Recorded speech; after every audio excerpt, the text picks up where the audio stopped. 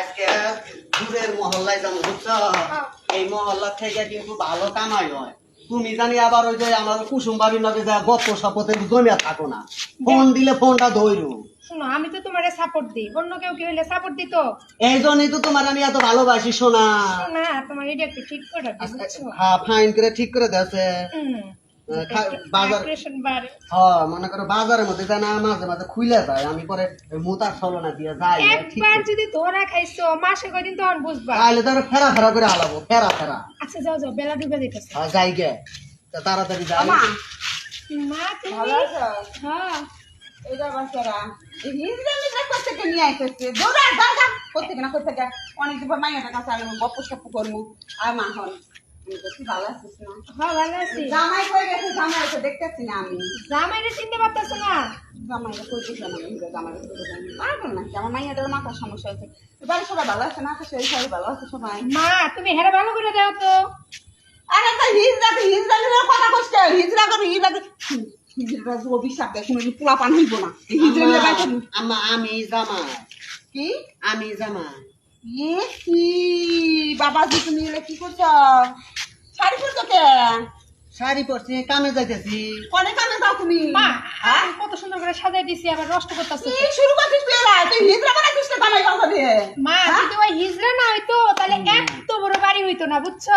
এত বড় বাড়ি তো এই হিজড়া যদি করে টাকা কামাইতেছে, বুঝো না কেন? মানেটা বুঝলাম না হিজড়া দিয়ে বলছে মানেটা জামাই বাবা এই যে আম্মা হোনেন আম্মা, হোনেন আম্মা, একটা কথা কই, আপনি রাগ করেন না বুঝছেন? এ আল্লাহ আবার শাশুড়ি শুনে তালিও বাজাই তুমি হিজড়া রাতে এমন করে টেহা তুলে রাখতে আম্মা এটা আমার অভ্যাস হয়ে গেছে, এটা আমার অভ্যাস। এটা হিজড়া তাই তো বছর এত বছর হয় বিয়ে হয়েছে 3-4 বছর এটা পোলা বানা চিন্তা করছ না কে?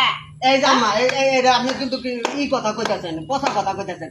এত সকালে কি বাচ্চা কাচ্চা নিয়ে যাবো? কি কও আমরা? তাহলে তুমি হিজড়া দেখে তোমার মাইয়া এখনো বাচ্চা কাচ্চা মুখ দেখা পারে নাই।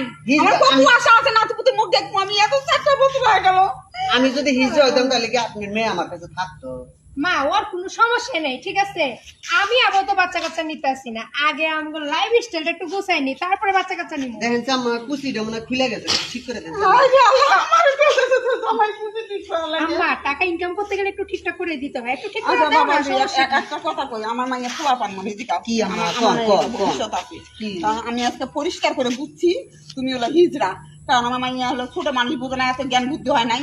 13 বছর বিয়ে করে নিয়ে আইছো তুমি আমার মাইয়ের একটা তালাক দিয়ে দাও। এই মা, কিসের এই কথা কইেন না, এই কথা কইেন না, এই কথা কইলে তো আমি আপনার মেয়ের বিয়ে করি নাই। পোলা পানের মুখ দেখবো না এটা তুমি কেডা বুঝো না? কইছে? কেডা বুঝো না? কইছে?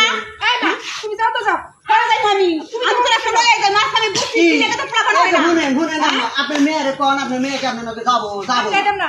জীবনে যাবো। তুই টেহালে পাগলা তাই তো কই জামাই হলো এ যাও তো যাও, যাও। পরে যাবো আমি পরে যাও, তুমি যাবো যাও। লয়ে যাবো আমি ওর লগেই সংসার করবো, যাও। নিজের লগেই সংসার করবো, যাও। কি আমার আছে? থাকলে হিজড়া লাগাই থাক। আমার বাড়িতে আয়ো না।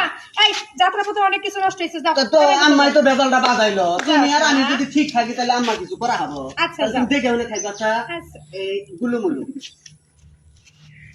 টাকা থাকে সুখ আছে, টাকা না থাকে সুখ নাই। আমার মার কথা কানে দিব আমি, ওর লগেই সংসার করবো, হিজড়া হয়েছে তাতে কি?